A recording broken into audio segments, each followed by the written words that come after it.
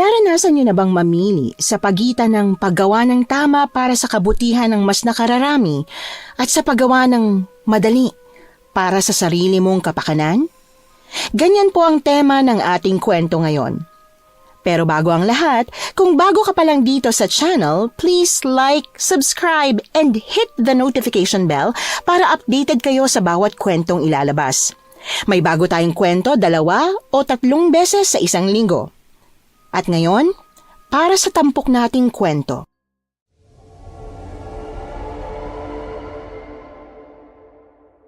Itago niyo na lang ako sa pangalan na Binay.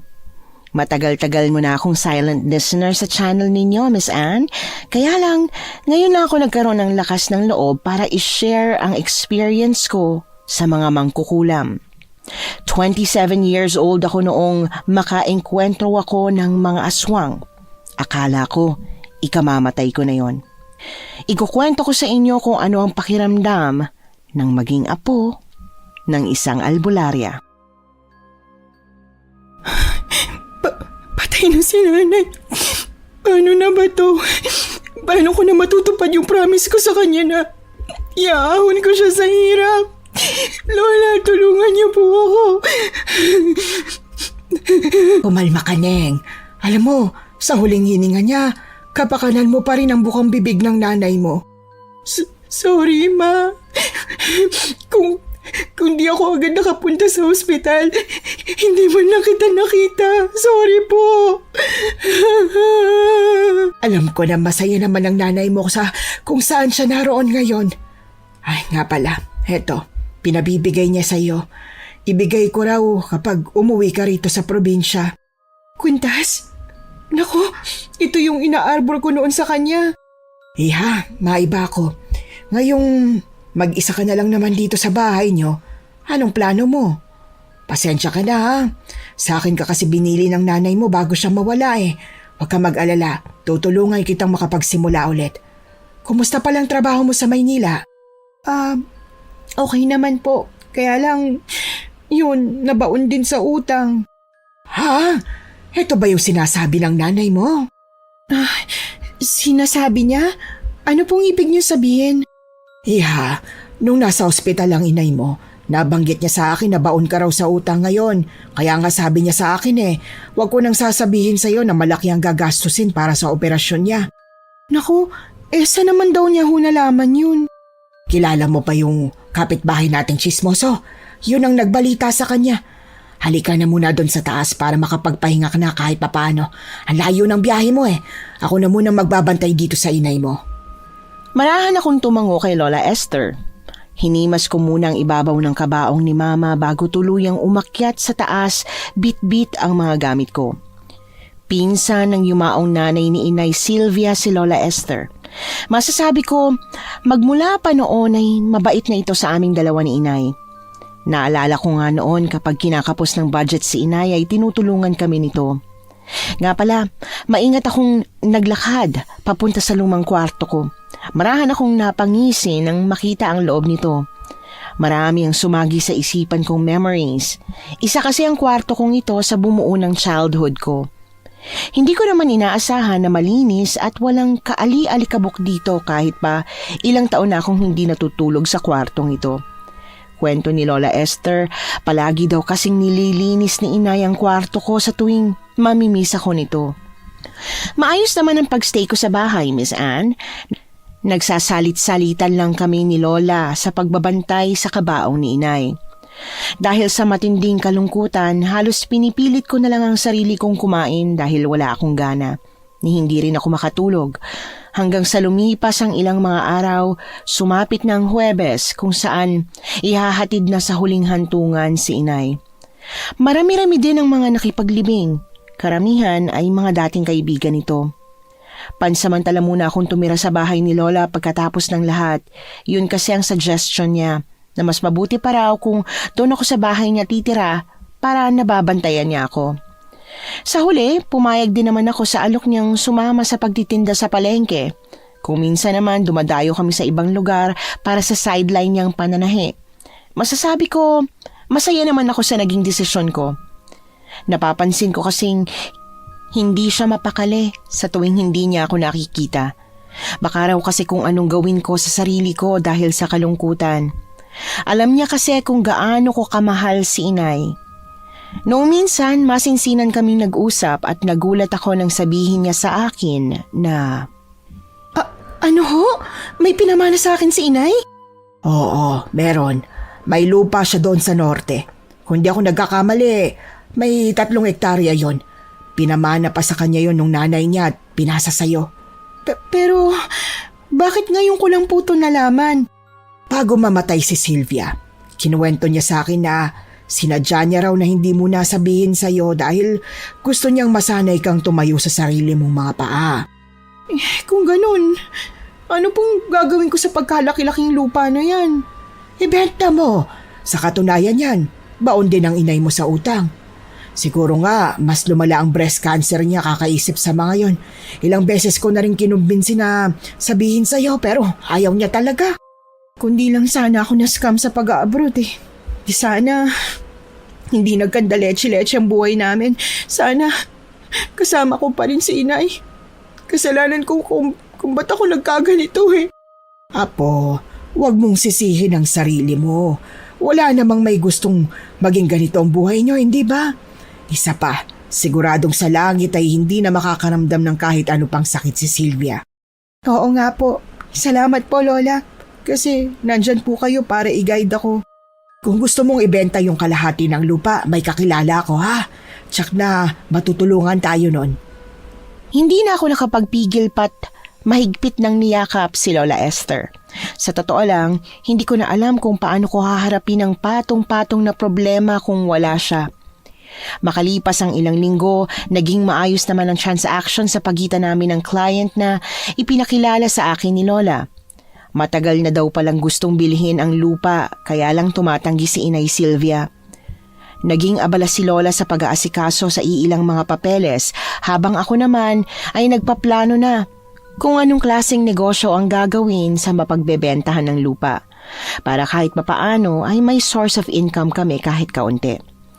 Hindi kalaunan, naisipan kong magtanim na lang ng mga kalamansi. Buti na nga lang at may nahanap kaming supplier ng mga butong pananim na kalamansi. Pero isang umaga, habang tahimik akong naglalakad sa gilid ng kalsada, ay nakasalubong ko ang kapitbahay naming mayabang. Patagilid ang ngiti nitong lumapit sa akin. Hoy, musta naman ang buhay sa Maynila? Aba parang tumataba ka yata. Buntis ka no? Wala, buntis? Di ho ba pwedeng malakas lang kumain?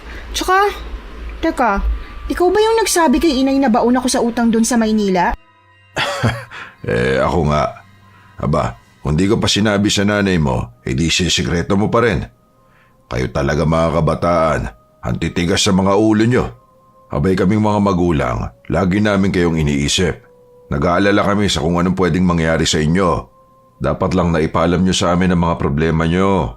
Pero hindi rin ho dapat kayo nakikialam sa problema ng ibang pamilya, lalo na kayong matatanda. Sorry ho pero hindi kasi tama yung ganyang attitude eh. Yung maraming nasasabi kahit hindi naman alam yung sitwasyon.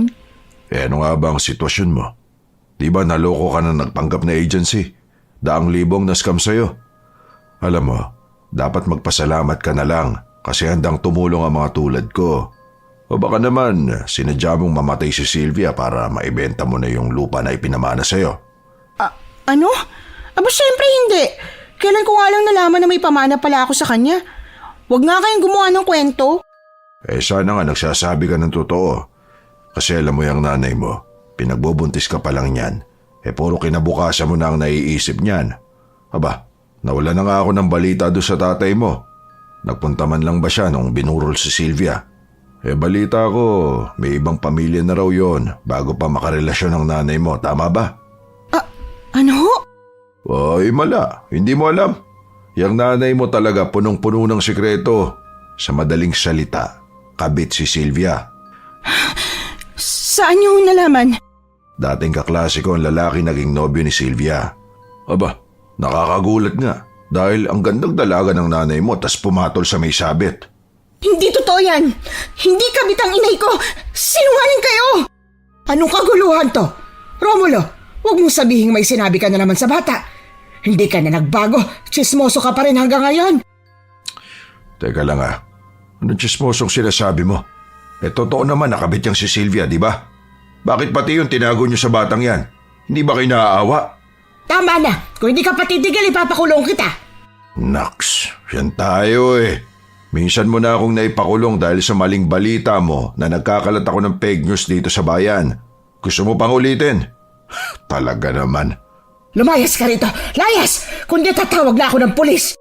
O kalma, puso mo. Mahal pa naman ang maintenance. O sige Iha, una na ako ha. Totoo ba yung sinabi niya? Nakabit lang si inay? Iha, kumalma ka. Halika muna sa lobby ko, kwento ko sa iyo ang lahat.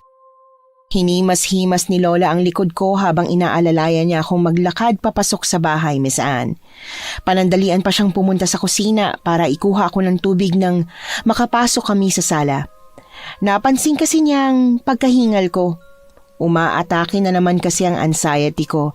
Sa totoo lang, ngayon ko lang narinig ang balitang yon tungkol sa tunay kong ama. Naalala ko kasi na sa tuwing tatanungin ko si Inay Sylvia ay iniiba nito ang topic.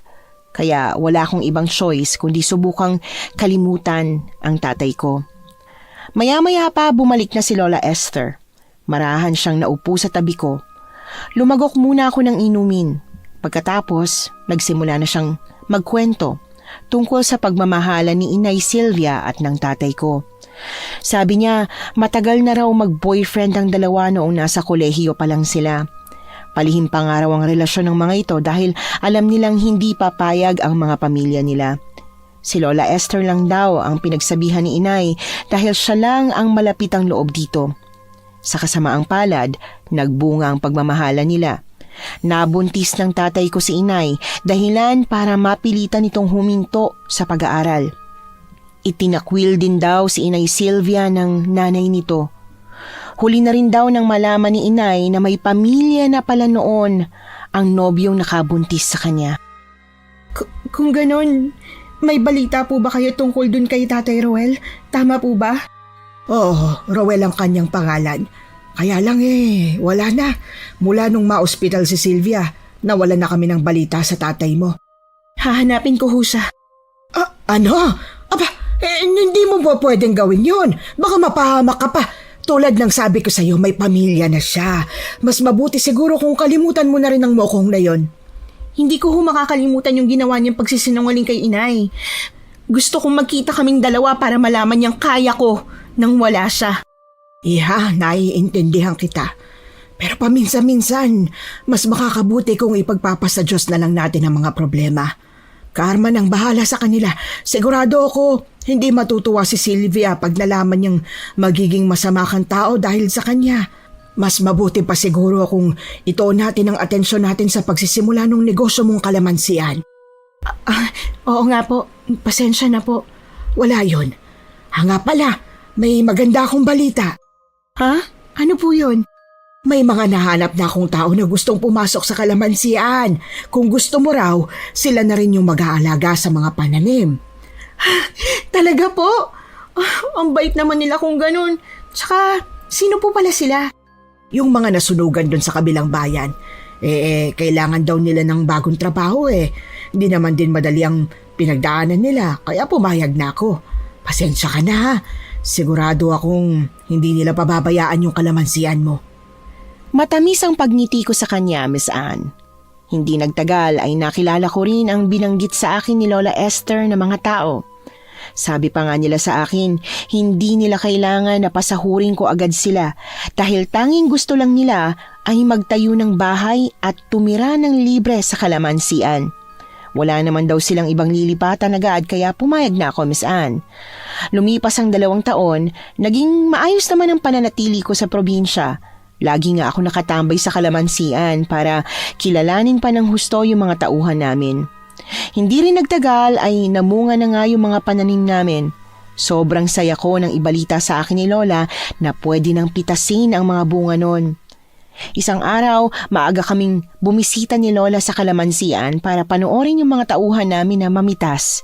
Nang sumapit ang 9:00 ng umaga ay naghanda na kami ng merienda nila. Nagpabili ako ng juice at mga tinapay. Maya-maya lang ay tinawag ko na sila para magpahinga, Miss Anne. Hindi ko mapigilan ng pumalakpak sa tuwa dahil nakita kong punong-puno ng kalamansi yung iilan sa mga timba nila. Saglit ko silang pinagpahinga at saka agad na binigyan ng merienda pagkatapos. Nanlaki naman ang mga mata ko nang makita ang lalaking pamilyar sa paningin ko. Nakilala ko na lang siya nang lumapit siya sa akin. Si Carding, ang kababata ko. Naalala kong magkalaro kami noon pa man. Napa-appear nga ako dito nang malaman kong graduate na pala ito bilang engineer. Wow! Nakakatuwa naman! Biruin mo yun! Samantalang dati naghahabulan pa tayo sa ulan. Naglalaro lang tayo ng patintero noon hanggang sa magabi na, diba? Oo nga eh. Samantala ngayon, ang laki na lang narating nating dalawa. Ano nang plano mo niyan? Tsaka diba, pumasa ka na rin sa board exam? Kailan ka magsa-start ng trabaho? Sa ngayon, hindi ko pa alam eh. Pero natanggap naman ako sa ina-applyan ko. Kinailangan ko lang umuwi dito nang nabalitaan ko na sunugan sila Papa. Alam mo, salamat ha. Kasi pinayagan mong tumira dito sila Papa para makapagsimula ulit. Kaya ang dami mong blessings ngayon kasi pabait ka. Hayaan mo, kapag nagpagawa ka ng bahay, ako ang magiging engineer mo, okay? Nax! Ngayon bulero ka pa rin ha. Di na ako magtataka kung marami ka nang napapaiyak na babae. Naku, hindi ah. Totoo lang yung sinasabi ko. Aba, huwag mo sabihing torpe ka pa rin. Ito naman. Huwag mo naman ako i-expose sa mga kasama natin. Nakakahiya oh. O siya, salamat nga pala sa masarap na tinapay ah. Sa totoo lang, hiyang-hiya na nga ako sa iyo eh. Di ko alam kung paano ako makakabawi sa kabutihan mo sa amin. Okay na yun. Para namang hindi kita kaibigan, no? Nag-appear pa muna kami ni Carding bago ito bumalik sa trabaho. Samantalang ako, niyaya na ni Lola Esther na maghanda para sa pananghalian nila. Dahil nga unang beses namin na mag-handle ng ganitong negosyo ay naisipan namin na sagutin na pati ang kakainin nila sa tanghali. Tutal, may sumobra din naman dun sa pinagbentahan ng lupa pagkatapos naming bayaran ang utang ni Inay. Hindi ko nga alam kung bakit sunod-sunod ang blessings namin noong panahon na yon, Miss Anne. Dahil di kalaunan ay napagdesisyonan din naming bumili ng mga baboy para paramihin. Wala na akong ibang mahihiling pa noong mga panahong yon. Pero isang araw, biglang lumapit sa akin si Manong Romulo. Hindi na rin naman ako nakalayo sa kanya agad dahil nanigas ang katawan ko. Iya, pasensya ka na sa ginawa ko noon ha. Nagsisisi na ako dahil ganun ang pananalita ko sa'yo. Sana pala hindi kita hinusgahan agad. Huwag niyo na lang hong ulitin kahit kanino. Tsaka sana nga, nagsisisi na kayo. Hayaan mo, makakabawi din ako sa'yo. Ha? Bawi? Naku, hindi na kailangan. Alam ko kung nasa ng papa mo. Lumipat sila ng pamilya niya malapit dito. Talaga ho?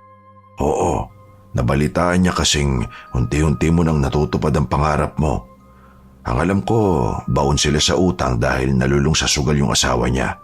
Kaya mag-iingat ka ha. Salamat ho. Kung maaari, huwag kang lalabas ng bahay niyo na mag-isa. Mahirap na. Oh, ano na namang sinasabi mo sa apo ko, ha? Ay nako, hindi ka ba talaga magtatandang lalaki ka? Gusto mo bang ako pang bumira sa'yo? O siya, mauna na ako. Ayos ka lang ba, ha, apo? Ano sinabi nun sa'yo? Huwag kang maniniwala sa balitang hatid nun, ha? Ay nako, ang hilig yan sa mga mali-maling balita. Wala naman po, Lola. Nangamusta lang, tsaka humingi din po ng tawa dahil dun sa nasabi niya sa akin noon. Naalala niyo pa po ba? Napansin kong kumunot ng bahagya ang noo ni Lola dahil sa pagtataka. Sabi pa nga niya sa akin, kung talagang pinagsisisihan ni Manong Romulo ang ginawa sa akin noon, ay dapat dati pa ito nang hingi ng tawad. Tulad ng inaasahan, hindi agad siya naniwala sa mga alibay ko. Alam niya raw kasing halang ang bituka ng matandang yon at hindi basta-basta lalapit sa akin kung walang balitang ihahatid. Pero kahit ano pang mga tanong niya, hindi ko sinabi ang balita tungkol sa tatay ko at sa pamilya nito. Ilang araw pa ang lumipas, naging abala na si Lola sa pag-aasikaso sa mga alaga naming baboy. Samantalang ako, madalas na nagpapaiwan sa bahay para hindi niya mahalata ang pinaplano ko. Hanggang sa isang umaga, palihim kong niyaya si Manong Romulo para puntahan ang tinutuluyan nila tatay. Nakatanaw lang kami sa malayo para hindi ako makita ng mga ito. Sabi kasi ni Manong Romulo, kilala ng tatay ko ang mukha ko. Sa tansya ko, higit kalahating oras namin silang pinagmamasdan na kasama ang asawa nito. May maliit lang silang talyer. Hindi ko napansin na kumuyom na ang kamao ko nang makitang binubungangaan si tatay ng asawa nito. Ramdam kong napahiya ito sa ilang mga customer, Miss Anne. Blanko ang reaksyon kong napatingin kay Manong Romulo. Oo, ganyan nga ang estado ng buhay nila ngayon. Samantalang noon, payak ang pamumuhay ng pamilya nila. Nascam lang kasi sa sabong ang asawa ng tatay mo. Kaya yun, nalima sa mga naipon nila sa bangko. Grabe naman. Kaya ngayon, pinapahiya na lang niya si Tatay Ruel. Grabe, nakakagigil. Ganun na nga. Kaya ikaw, kahit anong sabihin sa'yo ng asawa niya, wag na wag mong pahihiramin ang pera. Iba ang tama ng babaeng yan. Tsak ipapahamak ka niyan. Wala naman akong pakialam sa problema nila. Kung ano mang na-experience nila ngayon, deserve nila yun. Che! Umuwi na tayo. Baka hinahanap ka na ni Manang Esther. Nagiging dragon pa naman yung pag nagagalit. Hindi na kami nagtagal doon at umuwi na rin agad. Saktong pagdating ko ay siyang kabababa lang ni Lola Esther sa tricycle sa tapat ng bahay namin. Buti nga hindi niya nakita na magkasama kami ni Manong Romulo. Kundi ay baka hindi na siya makapagpigil at sinugod ang tsismoso naming kapitbahay. Matagal na kasi siyang gigil sa matandang lalaking yon. Sa totoo lang, nababalitaan ko din sa ibang tsismisan sa lugar namin na may nasira na ring pamilya si Manong dahil sa pagiging tsismoso. Kinuha ko na lang yon bilang advantage, Miss Anne, dahil sa tuwing magkikita kami ay ipinapakita nito ang picture nila Tatay Ruel at ng asawa nito sa talyer. Binabalitaan din ako nito kung ano na ang estado ng pamumuhay nila ngayon. Hindi nagtagal ay nabalitaan ko ring mas lalo silang nabaon sa utang dahil sa lending apps na hindi agad nila nababayaran, kaya tumaas ng tumaas ang interest, Miss Anne. Kaya noong minsan, pumunta si Tatay Ruel kasama ang asawa nito sa bahay namin. Sakto namang wala doon si Lola Esther. Wala tuloy akong ibang choice kundi harapin ang dalawa. Nangungutang sila sa akin. Pero tinaasan ko lang ng kilay yung asawa niya matapos nitong sabihin sa akin na utang na loob ko pa ang buhay ko kay Tatay Ruel. Buti na lang, romesbak din sa akin agad si Manong Romulo. Siya ang nakipagsagutan sa dalawang matapang ang hiya. Napaalis din naman namin ang dalawang ito, kaya lang, nagbanta pa ang asawa ni Tatay Ruel sa akin. Oh, ayos ka lang ba? Sinaktan ka ba ng babaeng yun? Anong ginawa niya sa'yo? Sabihin mo. Wala naman ho. Okay naman ako. Hindi naman niya ako masasaktan eh. Subukan lang niya at hindi ako magdadalawang isip na lumaban. Siraulo siya. Ngayon niya lang ako nakilala pero ang kapal ng apog na mangutang. Magkano ba ang inuutang niya sa'yo? 200,000 daw ho. Saan naman ako kukuha ng ganong kalaking halaga ng pera? Tsaka problema nila yun. Nagbabayad nga rin ako ng utang ko eh. Pero ni Singkong Duling, hindi ko sila hiningian. Sigurado ka bang wala kang nararamdaman? Walang sumasakit sa'yo? Wala naman ho. Bakit ho ba? May karunungan sa pangungulam yang si Cecil. Kaya mag-iingat ka. Kulam? Aba, Oo, yun ang alam ko. Kaya mag-iingat ka. hindi naman ho ako natatakot sa kanila. Tsaka marunong din naman sa panggagamot si Lola. Anong plano mo ngayon? Isusumbong mo ba to sa kanila? Hindi ako kumibo. Makailang beses lang akong umiling dito, Miss Anne. Ilang minuto ding nagstay si Manong Romulo para pakalmahin ako. Pero hindi na rin naman ito nagtagal. Natakot kasi ito nang sabihin kong malapit nang umuwi si Lola Esther. Pero dapit hapon na nang makauwi siya. May dala siyang mga prutas na ibinigay sa akin. Bigay daw ni Carding yon para sa akin. Napansin niya nga rin na tahimik ako, Miss Anne. Nag-alala tuloy siyang bigla. Ayos ka lang ba? Parang namumutla ka. Okay lang ho ako. Medyo napagod lang ako ngayong araw. Kumusta po pala yung baboyan natin? Ayos naman. Ayon, tumutulong si Carding sa pag-aalaga. Teka nga, may hindi ka ba sinasabi sa akin? Hindi sinasabi? Ano pong ibig niyong sabihin? Nako, paglihiman mo ng lahat, wag lang ako. May nakapagbalita sa akin dyan sa labasan na pumunta daw dito yung tatay mo kasama yung asawa. Anong ginawa nila dito? Magsabi ka na ng totoo. Kundi, akong susugod sa mga yon. Baon daw po kasi sila sa utang, kaya nangungutang sa akin ng pera. Ano ka mo? Aba, ang tapang naman ng hiya nila. Pagkatapos nilang pabayaan ka at ang nanay mo? Ano namang sinabi mo? Siyempre po hindi ko pinautang, pero totoo ho ba na may kaalaman sa pangungulam yung asawa niya? Alam mo ba kung anong pangalan ng asawa niya? Cecil daw ho. Hindi ko kilala yan. Pwede ba? Huwag ka nang lumalapit dun sa Romulo na yon. Sinabi ko naman sa'yong mahilig yung magkalat ng masamang balita eh. Marahan akong napayuko. Saglit pa nga akong nagtaka kung bakit naging defensive siya noong banggitin ko ang pangalan ni Cecil. Sa huli, pumayag na lang ako sa kagustuhan niya para matapos ng panenermo niya sa akin. Lumipas ang mga araw, wala namang nangyari na masama sa akin.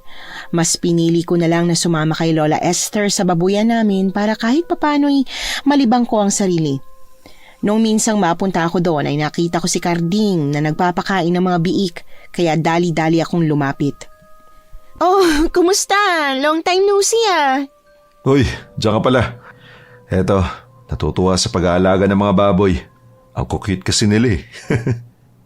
Mabuti naman kung ganun. Alam mo, nakakatuwa nga dahil dati pangarap ko lang to. Ikaw naman, ano bang pangarap mo? Nakalimutan ko na kasi. Ikaw? Ano? Ako? Ang ibig ko sabihin, ikaw, ano yung binabanggit mong pangarap mo? Ito, yung magkaroon ng farm. Kasi gusto din ni inay ito noon eh. Kaya lang, minalas ako sa pag-a-abroad. Ayun, na-scam. Ay. Alam mo, naniniwala ako na sa kabila ng lahat ng hirap na pinagdaraanan natin sa mundo, meron pa rin magandang mangyayari sa atin. Aray! Oh, bakit? Sino yung nambato sa'yo? Mabilis na naglakad si Carding sa harapan ko nang mapansin namin ang matandang babae na nakasuot ng itim na belo. Hindi pa namin ito namukhaan agad. Nanlaki na naman ang mga mata ko nang makita ang mukha nito. Matapos ako nitong diretsyong tingnan. Kamukhang kamukha ni Lola Esther. Nanlilisik ang mga mata nang humarap siya sa amin. May malaking peklat din sa kalahating mukha na para bang nalapnos.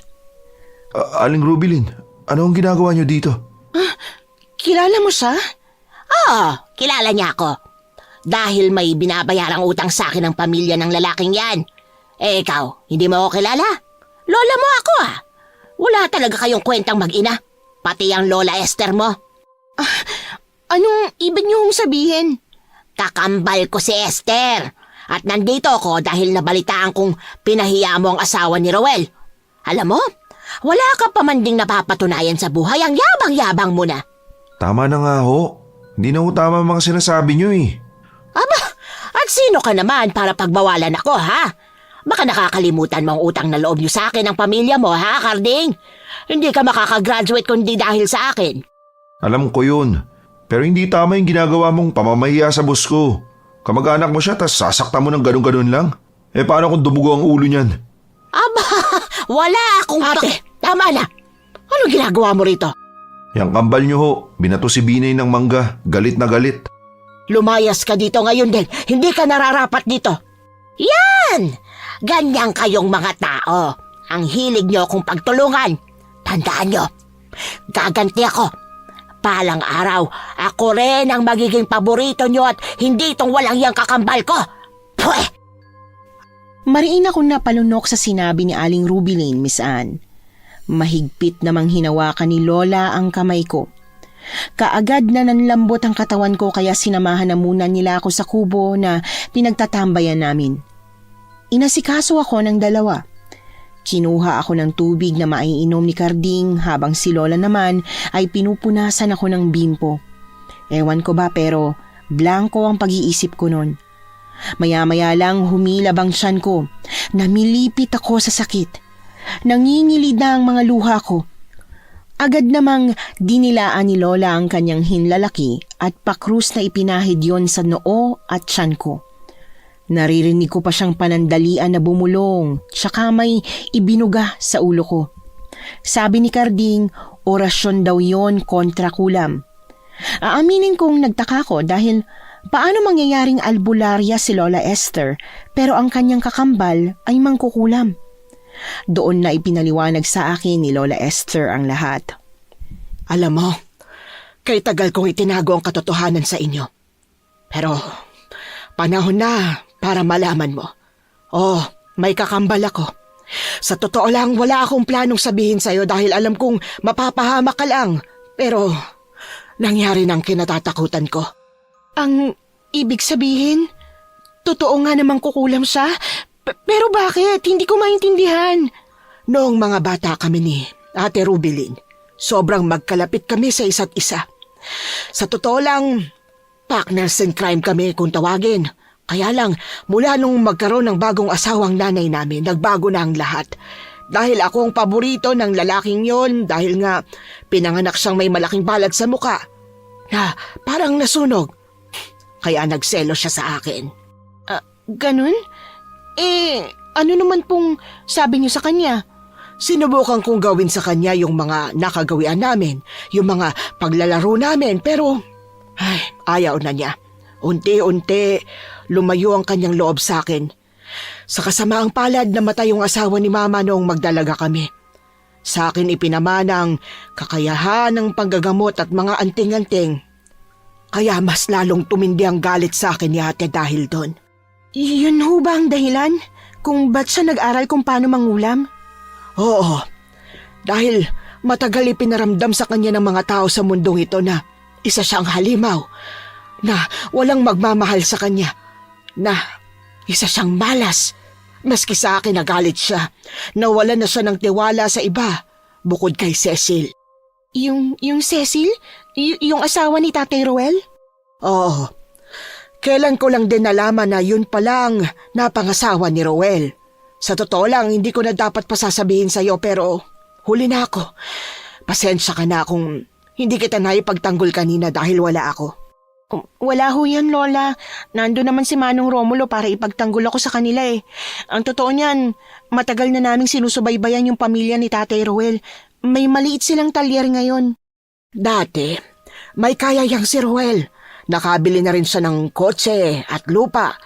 Pero alam ko, mula nang mapangasawa niya si Cecil ay nawala ng parang bulahang lahat.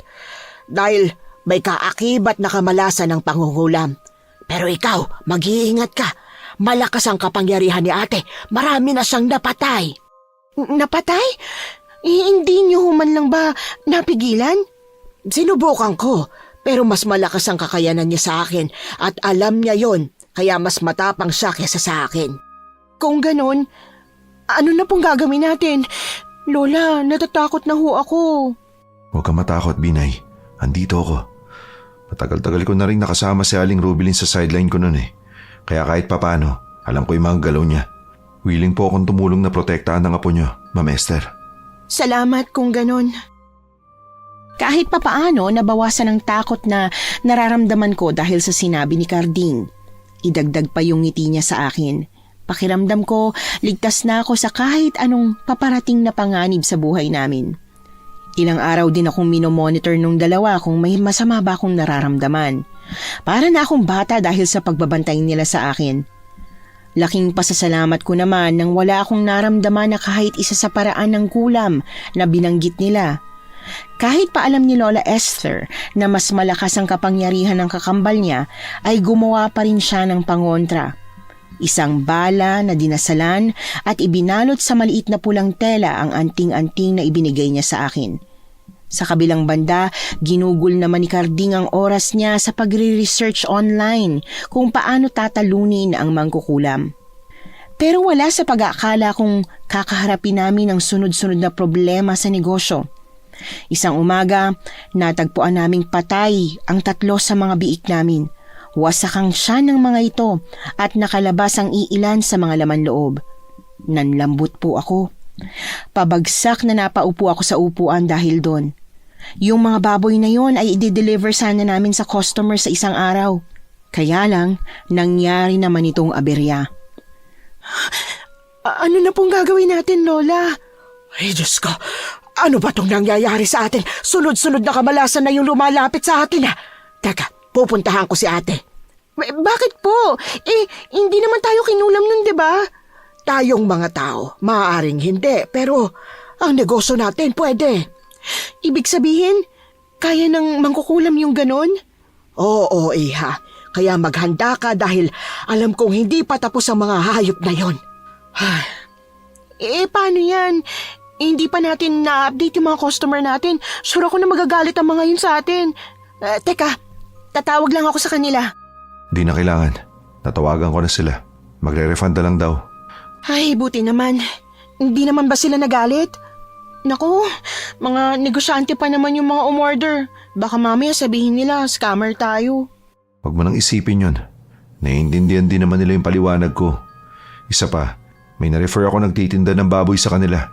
Nakalimutan mo na bang kakilala ko yung umorder sa atin? Oo nga no. Alam mo, salamat ha. Lagi mo na lang kaming tinutulungan. Oo nga. Siguro ang dapat gawin natin ay humanap agad ng paraan para maresolba ito. Marahan kong nginitian ang dalawa. Lumipas ang ilang mga araw, naglagi ako sa kalamansian para bantayan ang mga ito. Tanging pagdarasal na lamang ang nagagawa ko noon, Miss Anne. Humihingi ako ng gabay sa Diyos para matulungan kami sa problemang ito. Hindi naman na din ako nakatiis at sinabi ko na kay Manong Romulo ang nangyari. Walang Diyo. Nang dahil lang doon, kinulam na ni Rubilin ang negosyo nyo. Diyos ko, hindi talaga malabong minamanipula na lang ni Cecil. Kaya nga po Teka nga, kamag-anak po ba ni Aling Rubilin yang si Cecil? Hindi, pero malapit sa kanya ang batang yon. Sa katunayan, kailan lang namin nalaman na anak-anakan niya si Cecil. Mahal na mahal niya ang babaeng yon dahil ito lang ang tumanggap sa kanya. Totoo po? Oo, kaya mas naging matigas ang puso niyang si Rubilin. Kaya pasensya ka na. Di ko agad sinabi sa'yo. Pinanggit kasi sa akin ni Esther na huwag sabihin sa'yo ang tungkol doon. Wala ring ibang may alam na may kakambal si Esther dahil hindi niya halata sa malaking balat ni Rubilin sa muka na kung di mo patitignan ay hindi mo makikilalang kamukha si Esther. Kaya nga po. Pero paano mo nga pala nakilala si Rubilin? Sumugod po kasi yan noon sa kalamansian namin. Tapos, namatay yung mga baboy namin pagkatapos nun. Hindi na nga po namin alam kung anong gagawin kasi medyo nalugi na yung baboyan. Negosyo ba ka mo? Baka pwede ko kayong tulungan na mapigilan ng sumpa. Paano po? Kakausapin ko si Rubilin. Aakuin ko ang lahat. Dahil ako naman ang pumigil sa'yo na pautangin na mag-asawang yon, di ba? Pero delikado po. Sabi niyo nga po, wala nang awa si Aling Rubilin. Hayaan mo na ako. Susubukan ko ang lahat ng makakaya ko. Bakit po ba ang bait niyo sa akin? Dahil nalaman kong may mabuti kang puso, Iha. Pinatira mo sa kalamansian mo yung mga taong nasunugan ng bahay. Kinukwento ka nila sa akin. Kaya kung hahayaan kita, hindi lang ikaw ang maaapektuhan, kundi pati rin sila. Pinigil ko na lang ang pangingilid ng luha ko sa sinabi nito. Pinilit ko pa nga itong samahan ako pero hindi na ito pumayag. Mas magiging delikado daw kasi ang sitwasyon ko kung makikita ako ni Aling Rubilin. Kahit pa nakakaramdam ako ng takot sa mga babala nila, palihim akong sumunod kay Manong Romulo. Maingat lang ako naglalakad sa likod nito. Pinagmasdan ko muna ang kantong nilikuan nito bago ako dumiretso. Sa tansya ko, higit 2 oras akong naglalakad. Nakaramdam na rin ako ng pagkahingal, Miss Anne. Nang makita kong sumakay ito ng bangka para makatawid ng ilog, ganoon na rin ang ginawa ko. Pagkababa sa pampang, nakita kong pumasok si Manong Romulo sa liblib na lugar. Maraming punong kahoy at masukal ang daanan. Maya-maya pa nakita ko itong huminto sa bahay na gawa sa kahoy. Napansin kong may kalumaan na ang bahay. Nag-iisa lang din ito sa gitna ng kagubatan. Nagmamadali naman akong nagtago sa likod ng puno nang makitang lumabas si Aling Rubilin mula sa loob. Seryoso ang mukha nitong lumapit kay Manong Romulo. Mula sa pwesto ko, dinig na dinig ko ang pag-uusap ng dalawa. Noong unay, nagkumustahan lang sila, pero hindi nagtagal ay nauwi ito sa mainit na argumento. Tinanong kasi ni Manong Romulo kung ano ang ginawang itim na mahika sa negosyo namin. Oh, bakit? Ano ba dapat ang ginagawa sa mga taong mararamot? Diba? Dapat pinarurusahan? Mga walang kwenta. Tsaka, wag mong sabihin na kinakampihan mo sila. Bakit? Kasi may pera sila at alam mo magagatasan mo sila pagdating ng araw, lalo na yung babaeng binay na yon. Hindi siya ganoon. Andito ako para makipag-usap ng masinsinan. Nakikiusap ako sa iyo. Maraming taong madadamay kung ipagpapatuloy mo ang kalokohang ito. Ay, wow! At kailan ka pa nagkaroon ng pakialam sa mga tao? Huwag kang ang magmalinis, bulok na dating kapitan. Ano akala mo? Hindi ko alam na halos isuka mo yung mga kababayan mong humingi sa'yo ng tulong nung niluklok ka nila sa pwesto? Noon yun. Kitagal ko rin pinagsisihan ng mga yun. Dahil kinarma ako at panigurado akong ganun din ang mangyayari sa'yo kung ipagpapatuloy mong idamay ang buhay ng mga tauhan nila Esther. Huwag na huwag mong mababanggit ang pangalang yan sa akin. Allergic ako sa mga taong walang kwenta. Kailan mo ba titigilan to? Alam ko marami ka nang nabiktima dahil sa pangkukulam mo. Ano ba? Gusto mo katakutan ka ng lahat? Abay nakakahiya ka. Alam mo, nagtataka ako kung bakit parang natatakot kang maparusahan ko mga taong yon. Dahil ako ang may kasalanan ng lahat. Ako ang pumigil kay Binay na huwag basta magtiwala kay Cecil. Dahil katulad mo lang din siya. Nilalaso na niya ang utak mo. Hindi yan totoo. Bawiin mo ang sinabi mo. Binabalaan kita. Alam kong alam mo na wanted na yung anak-anakan mo. Ha? O ano? Tinatakot mo ko? Sige, magkakasubukan tayo. Nanlilisik ang mga mata ni Aling Rubilin na tumalikod dito. Napansin ko ring kumulimlim ang kalangitan. Dahil doon, nagmadali na akong bumalik sa bahay. Hindi mawala-wala sa isip ko si Aling Rubilin noong sumapit na ang gabi. Grabe ang pangingilabot ko, Miss Anne. Para kasing may nagmamanman sa akin sa loob ng kwarto. Lampas 11:00 na ng gabi nang mapagdesisyonan kong matulog. Bumuhos na rin kasi ang malakas na ulan. Marahan kong ipinikit ang mga mata ko pero kahit anong pwesto ang gawin ko sa higaan ay hindi ako makaramdam ng antok. Pero napasigaw ako sa nakita nang bigla kong idilat ang aking mga mata. Nahuli kasi ng paningin ko ang babaeng itim na nakatayo sa labas ng bintana. Nalimutan ko kasing isara ito kanina. Pilit kong pinakalma ang sarili sa kabila ng takot. Ipinikit-pikit ko pa ang mga mata ko. Bumuntong hininga ko bago tingnan muli ang bintana.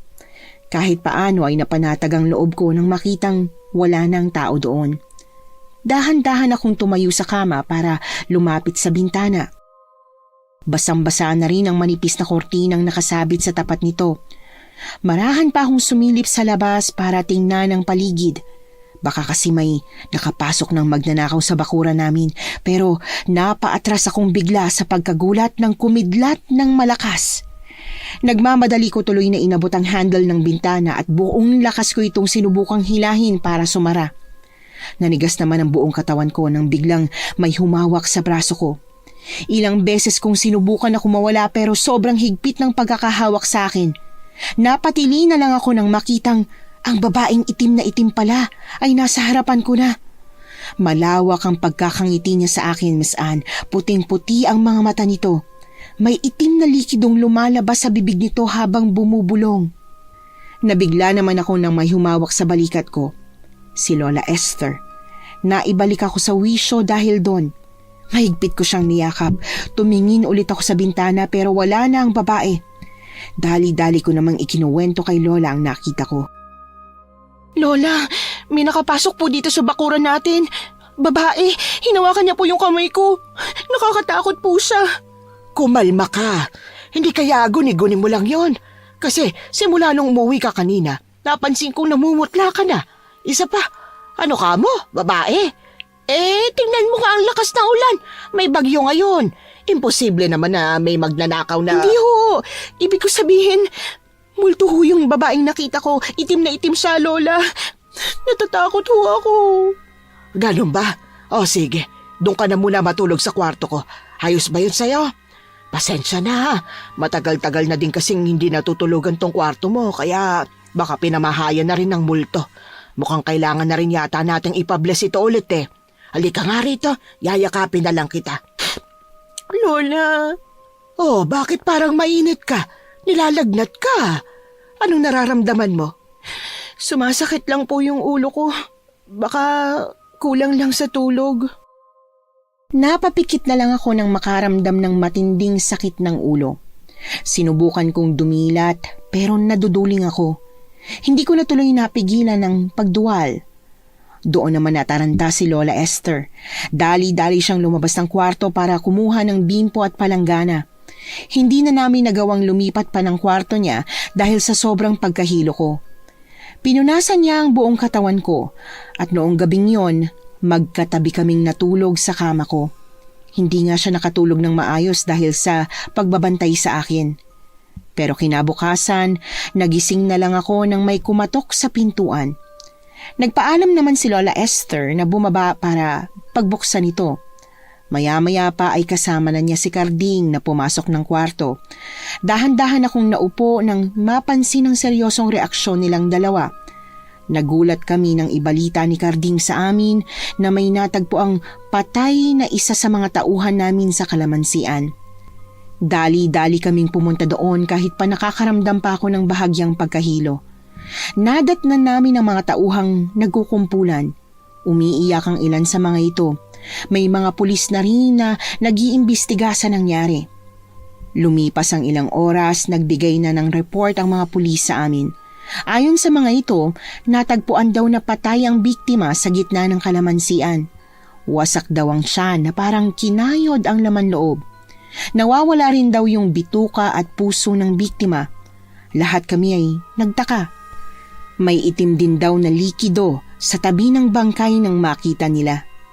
Hinala ng mga pulis, baka raw may nakaaway ito dahilan ng krimen na siyang itinanggi naman ng kapamilya nito. Pero isang umaga, lumapit sa akin si Manong Romulo nang mapagdesisyonan kong maglakad-lakad sa gilid ng kalsada. Condolence. Maski ang mga kapitbahay natin, natakot sa nangyaring to. Hindi sila makapaniwala na may taong galit dun sa tauhan mo. Ako din ho. Sobrang naawa ko sa pamilya ng biktima. Pero imposibleng may nagagalit siya sa tauhan mo. Dahil kilala ko sila. Taong simbahan ng mga yan. Lalo na yung namatay. Mababait sila. Ano po bang ibig niyo sabihin? Ano bang sabi sa autopsy report? Di ba tinorture siya? Opo, nawawala din daw yung bituka niya pati yung puso. May mahahaba ding mga kalmot sa iba't ibang parte ng katawan niya. Eh kung ganon, malakas ang kutob kong hindi tao ang may gawa nito. Ano ho? Aswang. Ano? Paano namang nangyari yun?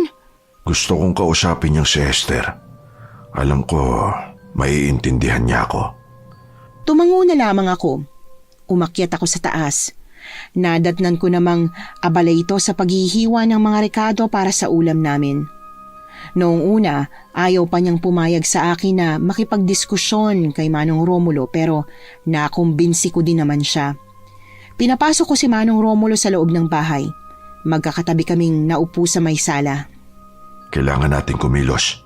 Uubusin ni Rubili ng mga taong malalapit sa buhay niyo. Dahil napaka-imposible na may galit doon sa isa sa mga tauhan niyo. Lagi mo silang nakakasama sa simbahan, di ba? Si Ate Rubilin? Yang ka na naman. Sisisihin mo na naman yung tao.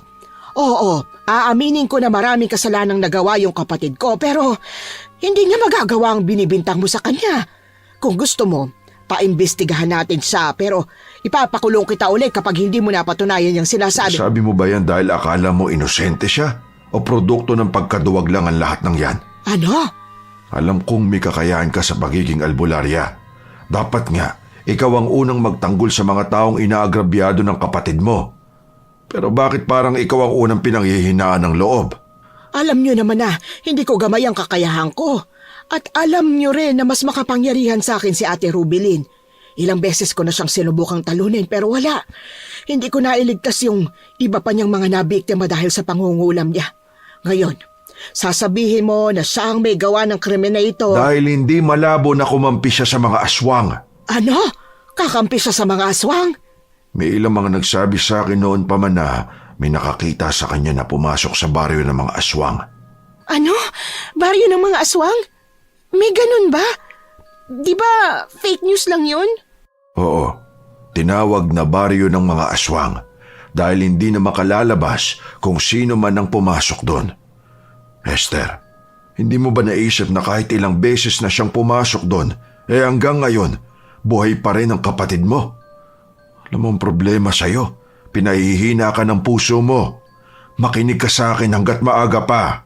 Pero parang totoo nga na may kinalaman si Aling Rubilin doon sa babaeng nakita ko nung gabi. Dahil yung babae may tumutulong itim na likido sa bibig. Ganon din daw yung nakita ng mga pulis eh. Kaya kumilos ka na. Dahil kahit kailan, hindi mo na maibabalik pa ang pagsasama niyo ng kapatid mo. Binalot na ng galit ang puso niya. Namanipula na siya ng anak-anakan niyang si Cecil. Kaya nagmamakaawa ako sa iyo. Ikaw lang ang makakapigil sa kapatid mo. Nanlaki ang mga mata ko nang hampasin ni Lola Esther ang lamesa. Napansin ko rin na nagngangalit ang kanyang panga na tumingin sa aming dalawa. Bigla itong tumayo at iniwan kami ni Manong Romulo sa sala. Agad namang nagpaalam si Manong Romulo na uuwi na kaya sinundan ko na lang si Lola. Nadatnan ko na hinahalongkat niya ang gamit sa loob ng kwarto ni hindi siya sumagot sa mga tanong ko kaya naupo na lang ako sa gilid ng kama at tahimik siyang pinagmasdan. Maya-maya pa, inilabas niya ang kahon sa loob ng aparador. Pinunasan niya ang alikabok sa ibabaw nun. Seryoso naman siyang sumulyap sa akin bago buksan ang kahon. Sumambulat sa paningin ko ang mga laman nito, isang krus at mga agimat. Yun daw ang ipinamana sa kanya ng tatay nila bago yumao. Hindi rin nakalagpas sa paningin ko ang isang makapal na libro. Siguro nga, tama si Romulo. Pinapahina ako ng puso ko. Kaya pagpasensyahan mo ako, Apo, kung inuna ko ang emosyon ko. Pero, kaya po ba nating talunin yung mga aswang, Lola? Marami po ba sila? Oo, pero mula sa araw na ito, susubukan ko ang lahat na makakaya ko para pigilan ang mga yon. Kaya tuturuan kita makipaglaban sa kanila para alam mo kung paano ililigtas ang sarili mo. Lola, natatakot po ako. Paano kung maubos nila tayo? Paano kung manalo ang kasamaan nila? Lagi mong tatandaan na walang taong nananalo kapag ang pinaglalaban ay masama. Mariin akong napadunok. Niyakap ako ng mahigpit ni Lola Esther. Binuklat niya ang makapal na libro. Doon ko nabasa ang mga orasyon ng albularyo. Hindi nagtagal ay pinalabas na muna niya ako sa kwarto. Dinig na dinig ko naman ang boses niya habang binibigkas ang mga orasyon. Tulad ng sabi niya, inihanda ko ang sarili ko kinabukasan. Maaga akong nagising. Nadatnan ko naman siyang nakaupo sa labas ng bahay. Nagmumuni-muni. Napansin ko yung nakataling kulay pulang panyo sa kanyang noo. Nanibago ako nang panatilihin niya ang seryosong mukha nang umiti ako sa kanya. Bigla niyang inihagis ang hawak na jungle bolo sa akin para saluhin. Pero bigo ako dahil inilagan ko ito.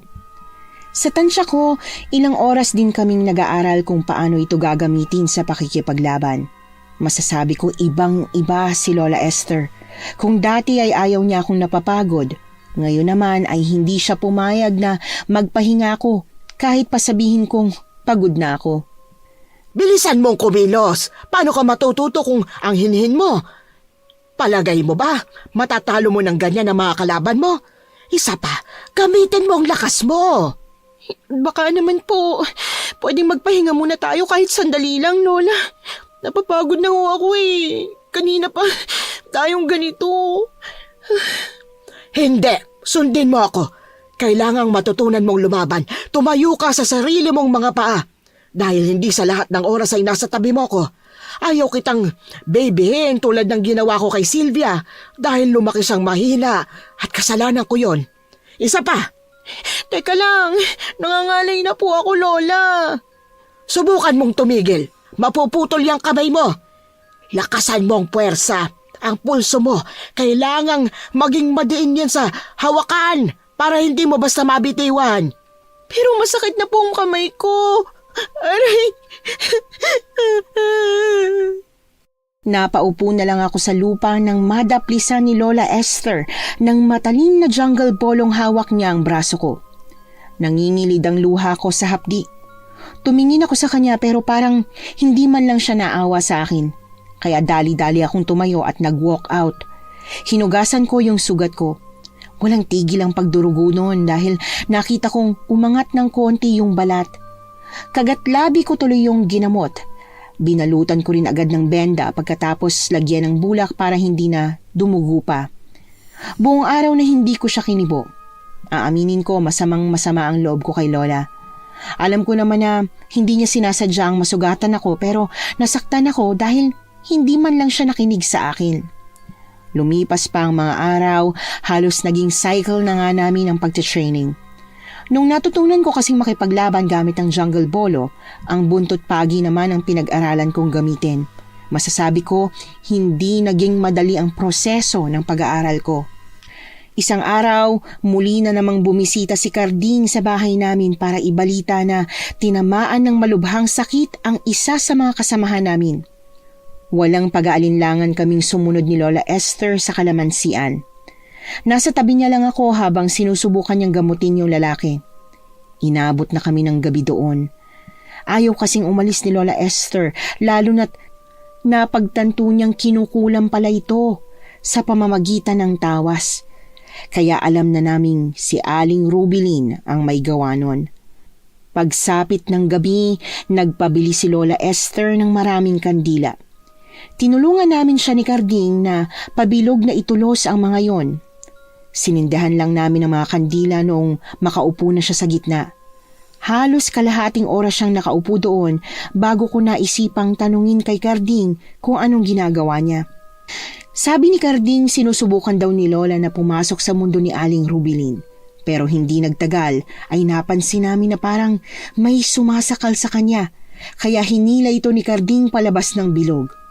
Mahigpit kong niyakap si Lola Esther nang unti-unti niyang idilat ang mga mata. Namumutla din ang mga labi niya. Nagmamadali namang kumuha ng tubig si Carding para ipainom sa kanya. Ano po bang nangyari? Okay lang po ba kayo? Oo, Iha. Huwag mo na akong alalahanin. Nakita niyo po ba si Aling Rubilin doon? Ano pong ginawa niya sa inyo? Natakot po ako kanina. Nakita ko siya na kinukulam niya si Elmer. Nakita din niya ako. Nagtuos kaming dalawa pero masyado siyang malakas. Gusto niya akong patayin. Mabuti na lang. Napigil ko ang pagpapahirap niya kay Elmer. Kung ganun, ibig sabihin, magaling na po ba siya? Oo, pero hindi tayo nakakasiguro. Malakas siya sa mundo niya. Nakita ko rin dun si Cecil. Ano ho? Paano po nangyari yun? Yon ang dapat nating alamin. Carding, maaari mo bang samahan si Binay na umuwi sa bahay? Mas ligtas kayo doon. Kayo Lola, paano? Dito muna ako. Kailangan kong bantayan ang katawan ni Elmer dahil sigurado kung babalikan siya ni ate. Kilala ko ang kapatid ko. Ganid siya. Hindi siya lulubay hanggat hindi niya nakukuha ang kanyang gusto. Tumango na lang kaming dalawa ni Carding. Sinunod namin ang huling utos ni Lola na puntahan muna ang iba pang mga bahay ng mga tauhan para sabihin na magsabit sila ng bawang sa pinto. Binalaan din namin sila na mag-ingat, lalo na yung may mga kapamilyang buntis. Mahigpit ang paghawak ni Carding sa kamay ko habang naglalakad kami sa gitna ng kalamansian palabas sa kalsada. Sa akin naman niya sinabit ang kwintas na gawa sa bawang. Bit-bit niya ang matalim na jungle bolo na isinawsaw pa niya sa pinulbos na bawang. Maliwanag ang sinag ng bilog na buwan. Hindi naman mapigilan ang pagkabog ng dibdib ko habang binabaybay ang malawak na kalamansian. Ilang sandali pa ng paglalakad, Natanaw na namin ang maliwanag na poste ng ilaw sa kalsada. Pero ilang saglit lang ay napahinto kami sa paglalakad nang makarinig kami ng alulong ng aso. Agad na hinawi ako ni Carding sa likuran niya. Kung bumalik na lang kaya tayo, pwede naman tayo magpalipas ng gabi dun sa bahay ni Manong Elmer eh. Delikado. Kaya nga pinapauwi ka na ni Lola Esther, di ba? Pwede tayong madamay sa pakikipagsagupaan niya kay Aling Rubilin. Tsaka lang sa likuran ko. Humawa ka sa braso ko. Mahigpit. May nararamdaman akong parang sumusunod sa... Shh! Huwag ka magpahalata. Nararamdaman ko rin. Lumakad ka lang ng dahan-dahan. Okay. Basta kahit anong mangyari, huwag kang bibitaw o lalayo sa akin. Kuha mo. Oo. Dinig na dinig namin ang bawat paghinga ng isa't isa. Sinunod ko lang ang sinabi niya. Pero napaatras ako nang may malaking asong humarang sa daraanan namin. Galit na galit itong umangil sa aming dalawa kaya napilitan akong bumitaw kay Carding dahil sa takot. Pero napanganga na lang ako sa gulat nang biglang tumakbo si Carding sa harapan ng nilalang. Sobrang bilis ng pagkilos niya. Hindi karaniwang bilis ng isang normal na tao. Tinaga niya ang nilalang bago pa siya nito masaktan. Mariin ako napalunok nang makitang tumalsik ang nilalang ng tadyakan niya. Mahinahon siyang lumakad papalapit sa akin nang tuluyang mapatay ang nilalang. Mahigpit na hinawakan niya ang braso ko, Miss Anne. Ilang saglit pa naming hinintay na bumalik sa dating anyo ang aso tulad ng sabi niya. May pagtataka sa kanyang mukha nang hindi yun bumalik sa anyong tao. Napailing-iling na lang siya. Dinalian na lang namin ang paglalakad. Ni hindi ko siya magawang kausapin dahil sa takot. Hindi ko rin alam kung bakit may kakaibang lakas si Carding. Maya-maya pa ay ligtas din kaming nakauwi sa bahay. Agad na nilak ang mga pinto nang makapasok kami sa loob.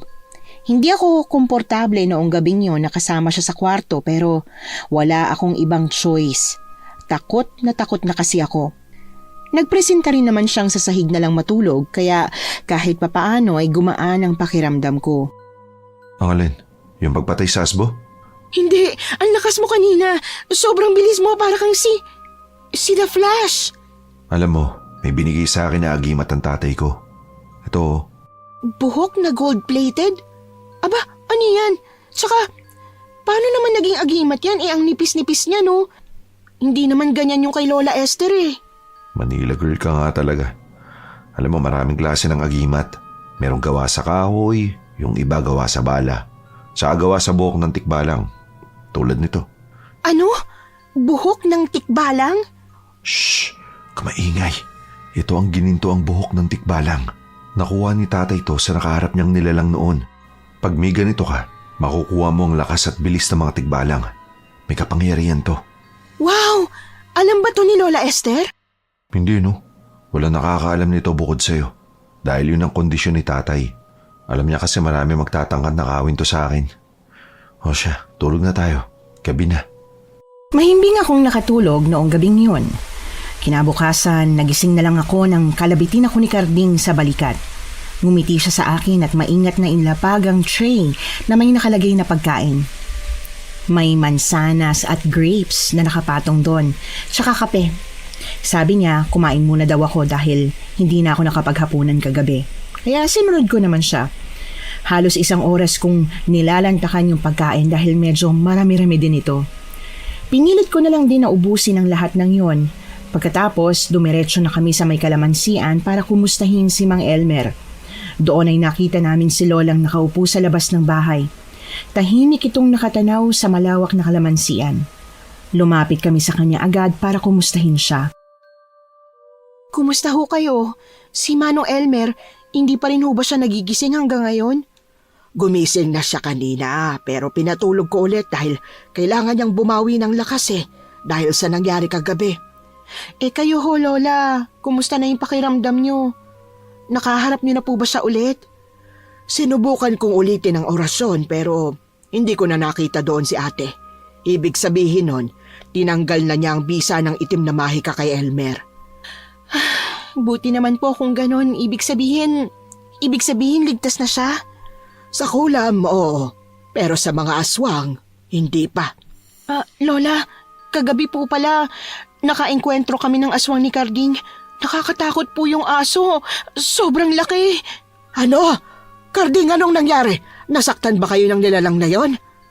Hindi naman ho. Sa katunayan, ligtas po kami nakauwi. Napatay po namin yung asbong nagtangkang manakit sa amin. Mabuti naman. Nasaan ang nilalang na yon? Iniwan lang po namin doon sa gitna ng kalamansian. Samahan mo ako. Sumunod ako ng dali-daling naglakad papunta doon ng dalawa. Kaya lang ay wala na kaming nadatnang nilalang noong makarating kami doon. Tanging itim na likido na lang ang nakakalat sa lupa. Bukod doon ay wala na kaming nakitang iba. May pagtatakang umukit sa isipan ko dahil hindi man lang yun natuyo o sinipsip ng lupa, Miss Anne. Pero kahit paanong paliwanag ni Carding kay Lola kung paano napatay ang nilalang, ay hindi ito makapaniwala. Kaya napilitan si Carding na aminin ang tungkol sa pagkakaroon ng agimat. Sa kalagitnaan ng pag-uusap ng dalawa, natanawan ko ang babaeng nakasuot ng itim. Nakatakip ng itim na belo. Kumuyom ang kamao ko nang mapagtantong si Aling Rubilin pala yon. Hindi nagtagal ay nagdesisyon kaming bumalik na sa bahay ng mga trabahador sa kalamansian. Sabay-sabay kaming nagtanghalian. Ibinalita na rin sa kanila ni Carding at Lola Esther na mas doblehin ang pag-iingat dahil may kalaban kaming aswang. Nagpresenta si Carding na turuan kung paano makipaglaban ang karamihan sa mga ito. Laking pasasalamat ko dahil sa panahong ito ay sobrang maaasahan ang kababata ko. Kami naman ni Lola Esther ay nakipagkita kay Manong Romulo para magtanong kung meron bang balita sa baryo ng mga aswang. Tahimik lang akong nakikinig sa pag-uusap ng dalawa. Nakapasok ako sa baryo nila kanina para makibalita. Merong nakaburol doon. Ano? Nasisiraan ka na ba ng bait? Paano kung hindi ka na nakalabas ng buhay doon? Eh dinapurnada na yung plano natin. Kung tanghaling tapat, hindi nila ako masasaktan. Tsaka yun lang naman yung maiaambag ko sa laban na ito. Huwag kang mag-alala. Hindi ako masasaktan ng mga yon. Eh paano kung may nakakilala sa'yo? Huwag na huwag mo kaming ibubuking sa mga yon kapag nabihag ka ha. Sasampalin kita hanggang sa kabilang buhay. Kopya.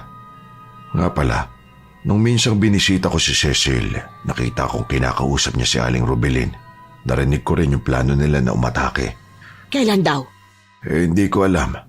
Pero ang alam ko, malapit na. Ano? Anong gagawin natin? Paano kung may ibang tao pang madamay? Iya, parang fraternity ang samahan nila. Hindi sila mandadamay ng ibang tao. Tanging ang nanakit lang sa kasamahan nila ang gagantihan nila. Kilala niyo ba kung sino ang pumatay sa isa sa kasamahan nila? Si Carding, nakaengkwentro namin yun kagabi. Binalaan kami ni Manong Romulo na gagantihan kami ng mga aswang, Miss Anne. Kaya agad kong ibinalita kay Carding ang tungkol dito. Pero hindi man lang ito nakaramdam ng takot. Sabi niya, handa na raw siyang harapin si Rubilin. Doon niya kinuwento sa amin na walang katumbas daw ang pangmamaliit ng isa ko pang lola na mangkukulam sa pamilya niya noon. Nabaon kasi sa utang kay Rubilin ang pamilya niya dahil sa iginapang siya ng mga magulang na makapagtapos ng pag-aaral. Pero ngayon daw ay unti-unti na niyang binabayaran ng mga yon. Matagal-tagal din kaming nagkwentuhan ni Carding, Miss Anne. Magkasama pa rin kami noong lumubog na ang araw. Maya-maya pa, lumalapit sa kanya ang tatay niya para magpaalam. May importante lang daw itong pupuntahan at pinababantayan ng nanay niya. Kahit pa hindi pumayag si Carding na umalis ito dahil delikado na, ay nagpumilit pa rin ito. Hindi na niya napigilan pa. Alalang-alala kami para sa ama niya noong gabing yon, Miss Anne. Pero dumating ang kinatatakutan namin dahil isang kapitbahay nila ang naghatid ng impormasyon sa kanya na patay na raw ang kanyang ama. Natagpuan daw ang katawan nito sa may kalamansian. Tulad noong unang biktima, kalunos-lunos din ang sinapit ng tatay ni Carding. Hinalukay din ang mga laman loob nito. Nawawala rin ng puso. May nakita din kaming itim na likido malapit sa bangkay. Hindi naman namin napigilan ang pagwawala ni Carding. Malakas na malakas ang sigaw niya sa gitna ng kalamansian. Isinusumpa daw niya ang mga aswang. Gusto na nga niyang sugurin ang sinasabing baryo ng mga aswang pero pinigilan siya ng ilang mga kasamahan namin. Dahil doon ay nakipagsuntukan siya sa mga ito. Naglakas loob na lang din akong awatin siya. Mabuti naman at nakinig siya sa akin. Inaya ko siyang umuwi sa bahay nila.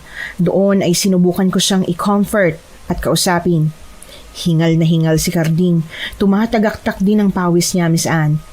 Maya-maya pa, kalmadong pumasok si Lola Esther kasama si Manong Romulo sa kwarto. Doon ay hindi ko na napigilan pang umiyak at yumakap ng mahigpit kay Lola. Bakit kasi nila ito ginawa? Mga hayop sila. Sisiguraduhin ko mamamatay silang lahat. Pinatay nila yung tatay ko. Hindi pa ako nakakabawi sa lahat ng sakripisyo nila sa akin. Iho, nakausap ko kanina ang tatay mo bago pa mangyari ang lahat ng ito. Ang sabi niya, pupuntahan daw niya ang mga aswang para ialay ang sarili niya. Alam niya kasing hindi lulubay ang mga yon hanggat hindi nakakaganti sa ginawa mong pagpaslang sa kasamahan nila. Kung ganun, bakit hindi niyo man na siya pinigilan? Bakit wala kayong ginawa? Sinubukan ko pero ayaw niya talaga. Gusto niya tayong iligtas. Ligtas? Ganun ka na ba kadesperado? Ikaw anong ginawa mo? Naturingan kang albularya pero ano? May nagawa ka na ba para iligtas kami? Di ba wala pa? Ni isa sa mga demonyong aswang na yun, wala ka pa napapatay. Tama ngang nailigtas mo si Mang Elmer, pero hindi mo natalo ang kapatid mo dahil mahina ka. Mahina! Nanlaki ang mga mata ko nang sampalin siya ni Lola. Bumiling ang mukha niya, Miss Anne. Hindi ko na rin siya nasundan nang mag-walkout ito. Pinigilan ako ni Lola Esther pero hindi ako mapakali sa mga lumilipas na oras. Napansin din naman ako ni Lola kaya sinubukan ko siyang kumbinsihin kung pwede ba naming hanapin si Carding. Mabuti na lang pumayag siya. Yun nga lang ay hindi ako kasama. Kasama ni Lola si Manong Romulo sa paghahanap. Pero bumalik silang dalawa na may bitbit na masamang balita. May nakakitang pumasok si Carding sa bari ng mga aswang. Ano? Paano yan? Hindi pwedeng mamatay siya. Wala na tayong magagawa, Iya. Ang sino man pumasok doon, hindi na muling sisikatan pa ng araw. Hindi totoo yan. Kailangan natin siyang puntahan. Gusto ko siyang iligtas. Pasensya na, Iya. Tanging pagdarasal na lang ang maiaambag natin sa pagpasok niya doon. Tiyak na hindi na siya hahayaan pang makalabas ng buhay ng mga nilalang doon. Gayun pang kinamumuhian siya ng mga kalahin ni Robilin dahil sa ginawa niyang pagpaslang sa mga kasamahan nila. Hindi! Pwede ba? Huwag mong bilogin ang ulo ko. Alam ko may paraan pa. Tabi nga, Janet. Kung natutuwag kayo, pues ako na lang. Tumahimik ka na, Apo. Kanina pa siya nandun. Higit 2 oras nang lumipas. Siguradong ano? Siguradong patay na siya? Lola naman, tama si Carding. Kayo yung may kakayahan para pigilan ang sarili niyong kapatid pero hindi niyo magawa. Ano klaseng albularyo kayo? Ginagawa kong lahat para pigilan si ate. Ayoko lang na masaktan ka. Ikaw na lang ang meron ako. Hindi. Tayo na lang ang meron ng mga kasamahan natin, Lola. Kaya paano? Hihintayin pa ba natin na maraming maubos yung mga aswang sa kanila bago pa tayo kumilos? Hintayin na maubos tayo ng demonyo niyong kapatid bago niyo maisipang kumilos, ganon? Ganon ho bang plano niyo? Paano naman yung mga inosenteng taong nadadamay? Wala silang kalaban-laban na pinapatay at pinahihirapan ng mga kasamahan ng kapatid niyo. Kaya please, Lola, makinig kayo sa akin. Napansin kong mariing paglunok ni Lola Esther. Saglit pa silang nagkatinginan ni Manong Romulo. Sa huli, pinakinggan din nila ako. Ipinatawag niya ang mga kasamahan namin sa kalamansian para i-anunsyo na ihanda ang sarili sa laban. Maski ang mga buntis at mga menor de edad na anak ng mga ito ay nagpumilit na sumama sa amin. Lumakas ang loob ko kahit paano, Miss Anne. Hindi na kami nag-aksaya pa ng oras at magkakasama na sumugod sa nasabing baryo ng mga masasamang nilalang. May ilan pang taong nakasalubong namin na sumubok na pigilan kami pero bigo sila. Sa puntong yon, sa isang misyon lang kami nakafocus at yon ay ang mailigtas ang isa sa pinakamahalagang kasamahan namin sa buhay. Pinalilibutan ng Padre de Pamilya sa paglalakad ng mga grupo. Hinati kami sa 3 grupo na hindi bababa sa 6 na miyembro bawat isa. May kanya-kanya kaming bitbit na mga armas tulad ng buntot pagi, asin, bawang at mga bagong hasang itak. Parang mahirap ipaliwanag, pero kung ilalarawan siguro ang samahan namin sa isang salita, yon ay kapangyarihan. Wala man kaming kapangyarihan at hindi man kami immortal tulad ng mga makakalaban namin, sisiguruhin naming magtutulungan kami para mapabagsak ang mga itinuturing na salot sa bayan. Kaya lang, may mga batang nagsimulang magmuryot nang makapasok na kami sa madilim na bahagi ng baryo, Miss Anne. Ang iba ay nagyayaya ng umuwi at ang ilan ay nakaramdam daw ng ibang presensya ni hindi nila maipaliwanag kung ano. Gayunpaman, sinubukan silang pakalmahin ng mga magulang nila. Sa huli, napagdesisyon na naming maghiwa-hiwalay para mas madaling mahanap si Carding. Tanging dasal ko lamang sa may kapal ay sana buhay pa ito. Tulad ng inaasahan, magkasama kaming dalawa ni Manong Romulo. Ito kasi ang nagpresentang sasamahan ako. Pumayag naman si Lola Esther dahil alam niyang dito lang ako nakikinig. Habang si Lola naman ang tumayong pinuno ng grupo nila. Sa gubat ko inaya si Manong Romulo. Hindi ko alam kung bakit ko yun ginawa pero parang may kutob akong naroon si Carding. Aaminin ko, nakakatakot ang pagaspas ng mga sanga ng matataas na punong kahoy. Maski ang kasama ko'y napatanong na kung bakit daw ba sumama pa ito sa amin pero wala akong pakialam. Binigyan ko naman siya ng dalawang pagpipilian kung maiiwan ba siya o sasama sa akin at ito ang pinili niya. Maingat kaming lumakad papasok sa loob ng kakahuyan kung saan kami may narinig na malakas na ungol ng aso. Teka, Iya. Grabe na ang kabog nitong puso ko. Sigurado ka ba? Delikado dito. Alam mo naman na nasa teritoryo tayo ng mga aswang. Baka mapahamak tayo lalo pat lumayo tayo sa mga kasamahan natin. Yan ang sinasabi ko sa inyo eh. Di ba? Binigyan naman kita ng choice kanina. Ba't kasi sumama-sama pa kayo sa akin? Tsaka, mas nararamdaman tayo ng mga aswang kung puro kayo reklamo. Ano ba yan? Iya, ang sa akin lamang. Gusto ko yung safe tayo. Teka, narinig niyo ba yon? Yung alin? Putik, nalintik ka na. Sigurado kong sigaw yun ng isang kasamahan natin. Doon ko sila narinig. Tara na! Mauna ka na. Hinihingal ako. Ano? Hindi kita pwedeng iwanan. Tutulungan kita. Iya, aswang, sa likod mo. Nanlaki ang mga mata ko nang mapagtanto ang litanya na sinabi niya. Marahan akong humarap sa tinuturo niya. Hinigpitan ko ang pagkakahawak sa buntot pagi, Miss Anne. Mariin akong napalunok nang makita yung yanggaw na halatang gigil na gigil sa akin. Nakanganga na ito na senyales na handa na akong kagatin. Pero bago pa man mangyari yon, nahampas ko na ito ng buntot pagi. Umusok ang katawan ng nilalang. Kaya lang, nakakagulat dahil hindi ito agad nang hina sa mga sunod-sunod kong paghampas. Nagtaka ako at napatigil. Umusok lang ang katawan ng yanggaw pero hindi man lang ito bumagsak sa lupa. Marahan akong napaatras. Wala na sa likuran ko si Manong Romulo nang lingunin ko ito. Sinamantala naman yon ng yanggaw at sinipa ako. Kaya ilang talampakan din akong tumalsik. Nakakamangha dahil ibang-ibang lakas nito sa ikinuwento sa akin ni Lola Esther. Sa kasamaang palad, tumama ang likod ko sa puno dahilan para manlambot ako. Hindi ako nakatayo agad. Nakita kong pasugod na ang nilalang sa akin nung tumingala ako. Mariin akong napapikit. Alam kong katapusan ko na. Pero lumipas ang kalahating minuto, hindi pa rin ako nasasaktan nito. Naidilat ko na lang ang mga mata ko nang maramdaman kong merong bumagsak sa harapan ko. Ang nilalang na yanggaw yun. Napanganga ako sa pagkagulat nang makitang buhay si Carding. Kulay pula ang kanyang mga mata pero bumalik din naman agad ang mga yon sa normal. Tinulungan niya akong makatayo mula sa pagkakadapa sa mga sukal. Anong ginagawa mo dito? Hindi mo ba alam na delikado dito? Paano na lang kung di ako nakapunta dito agad ha? Baka patay ka na. Hinahanap ka namin. Kasama namin yung ibang mga tauhan sa kalamansian, pati yung mga bata. Ano? Pati mga bata sinama nyo? Di ba alam ni Lola Esther na hindi karaniwang aswang yung mga kalaban natin? Ano ibig mo sabihin? May taglay na liksi at lakas sa mga yanggaw. Napansin ko yun. May pinainom na black magic si Rubilin sa kanila kanina. Narinig ko yung pagtitipo nila.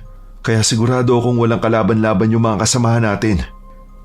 Paano natin matatalo yung mga nilalang na yan kung ganun? Ibig sabihin, matatalo tayo agad ng walang kalaban-laban? Tignan mo ang nilalang na yan. Namatay siya nung sinaksak ko sa leeg at puso. Andun ang kahinaan nila. Malakas ang pulso nila. Kaya dapat yun ang unahin. Kung ganun, hanapin natin sila. Nagmamadali kaming tumakbo papalabas sa kakahuyan. Hinanap namin yung mga kasamahan namin. Sa kasamaang palad, kulang-kulang na rin sila nang makita namin.